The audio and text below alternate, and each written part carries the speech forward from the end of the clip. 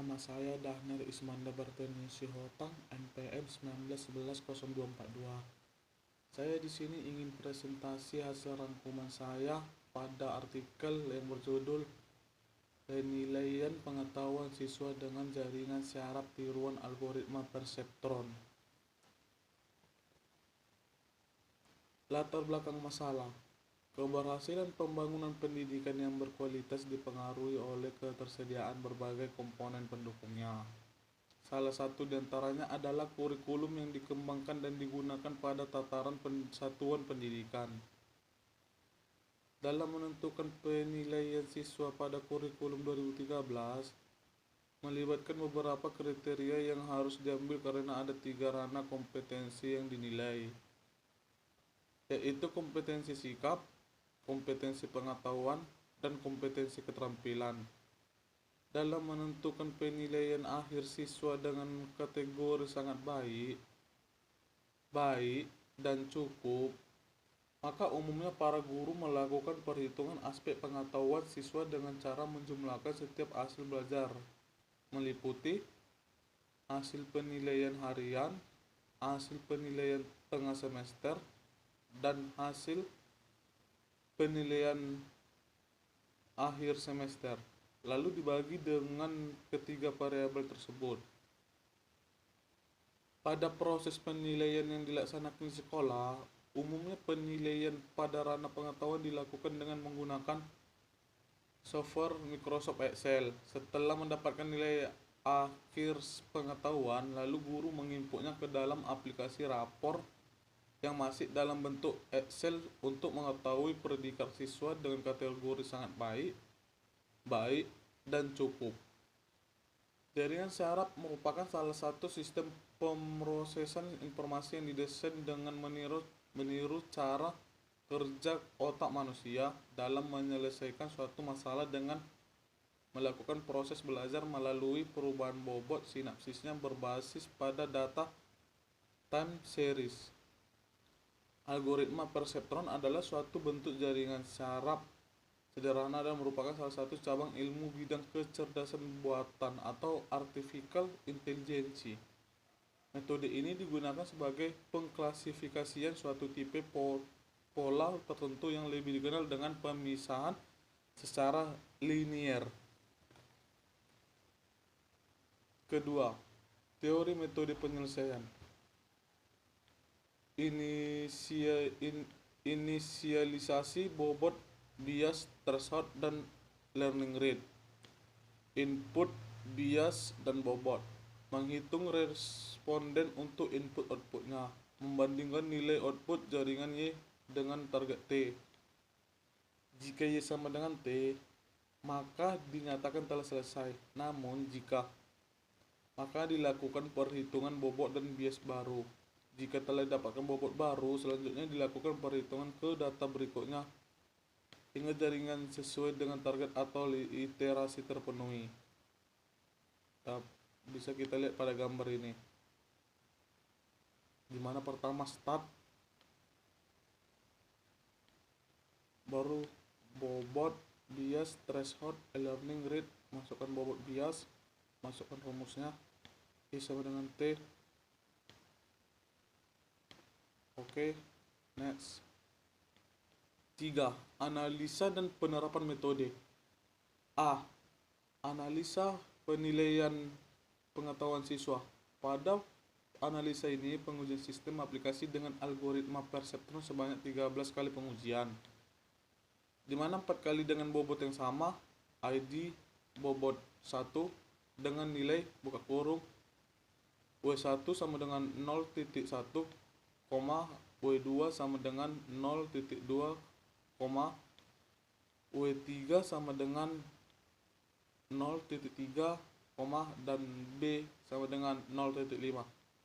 Namun dengan laju pembelajaran yang berbeda dan akurasi tertinggi adalah 96%, 4 percobaan dengan bobot yang berbeda atau ID bobot 3 dengan nilai buka kurung W1 sama dengan 0.3, W2 sama dengan 0.4, W3 sama dengan 0.5, dan B sama dengan 0.5. 0.3. Namun dengan laju pembelajaran yang sama dan akurasi tertinggi adalah 88%. Dua percobaan dengan bobot yang berbeda atau ID bobot 2 dengan nilai W1 sama dengan 0.1, W2 sama dengan 0.01, W3 sama dengan 0.02, dan B sama dengan 0.003. Namun dengan pembelajaran yang sama dan memiliki akurasi tertinggi adalah 90%.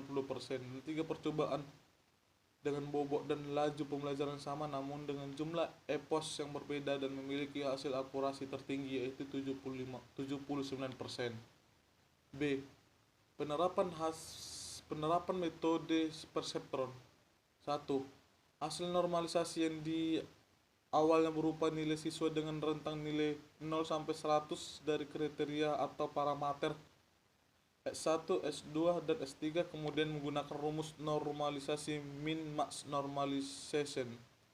Keterangan S1 parameter inputan hasil penilaian harian, S2 parameter inputan hasil penilaian tengah semester, S3 parameter inputan hasil penilaian akhir semester, NR data nilai predikat (A, B, dan C) yang diperoleh siswa dan ditransformasikan ke angka 1, 0, dan min 1, min-max normalization, rumus normalisis SN pada berikut ini. Datanya bisa kita tengok di sini. Di sini dia menjumlahkan atau memakai 73 data. Ini S1-nya, S2-nya, S3, dan NR-nya. 2. Analisis metode perseptron untuk mencari tingkat akurasi dalam mengklasifikasikan kategori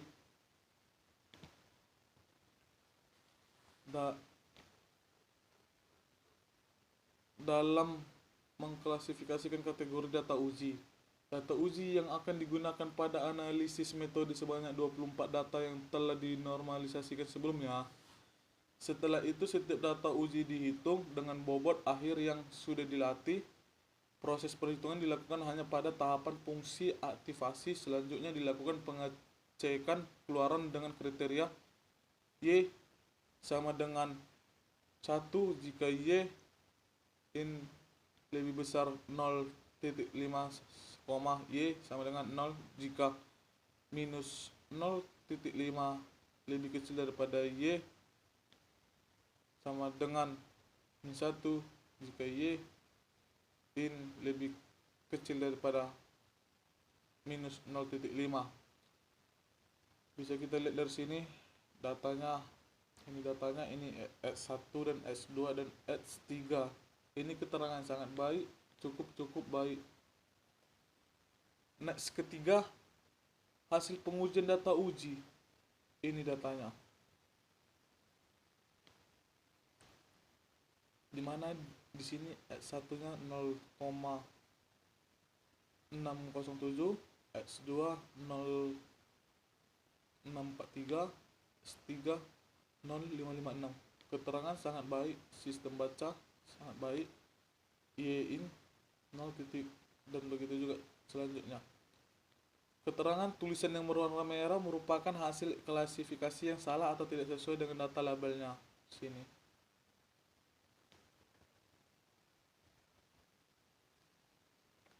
Dari tabel di atas, selanjutnya dilakukan analisis tingkat akurasi untuk mencari keakuratan data dilakukan dengan menggunakan persamaan recognition rate. Tahap awal adalah menentukan jumlah data benar dan jumlah data sampel atau data uji seperti berikut. Jumlah data benar 23, jumlah sampel 24. Recognition rate. Begini rumusnya. Keterangan akurasi merupakan keterangan sistem dalam mengklasifikasikan data. Data testing atau uji berjumlah 24 data dengan pembagian data yaitu 1:23 atau data berkategori positif sebanyak 23, sedangkan data berkategori negatif sebanyak 1. Sistem berhasil mengklasifikasikan 23 data dengan rincian 13 data positif 1:9, data positif 0 dan 2 data negatif min 1, sehingga diperoleh presentasi keakuratan sebesar 96%. Jadi masuk kita ke hasil dan kesimpulan. 41 atau 4.1 itu hasil. Akurasi yang baik adalah pada pengujian pertama dengan bobot awal yang ID-nya 1 dengan nilai dan pembelajaran 0,1 dan maksimal iterasi 10.000, sehingga berhasil diperoleh presentasi akurasi tertinggi yaitu 96%. Berikut ini gambar hasil pengujiannya. Di atas grafik akurasi metode, nilai presentasi akurasi. Bisa kita lihat pada gambar ini.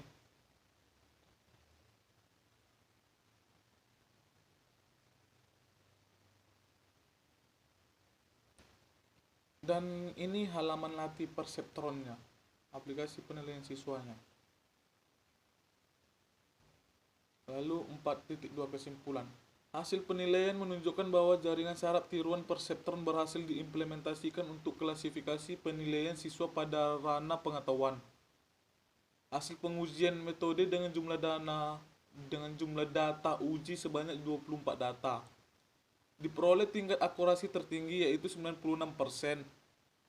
Hasil akurasi ini dapat dipengaruhi oleh jumlah iterasi atau EPOS. Akurasi dikategorikan tinggi apabila jumlah EPOS semakin banyak, namun akurasi rendah jika jumlah EPOS sedikit. Selain itu, variasi pembelajaran dengan learning rate yang berbeda-beda juga dapat menentukan tingkat keakuratan. Akurasi akan meningkat apabila learning rate semakin kecil atau mendekati 0. Sebaliknya, akurasi akan mengalami penurunan apabila learning rate semakin tinggi atau mendekati 1.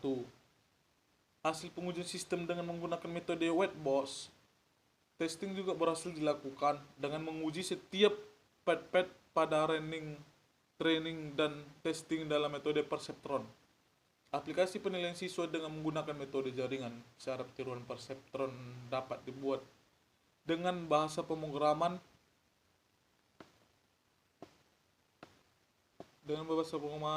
pakai XAMPP control pada versi 3.2,3 Apache sebagai web server dan MySQL sebagai DBMS dan Sublime Text 3 sebagai editor.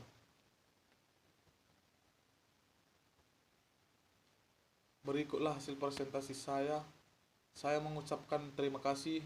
Jika ada yang salah dari hasil presentasi saya mohon maaf, karena kesempurnaan itu datangnya dari Tuhan. Selamat pagi.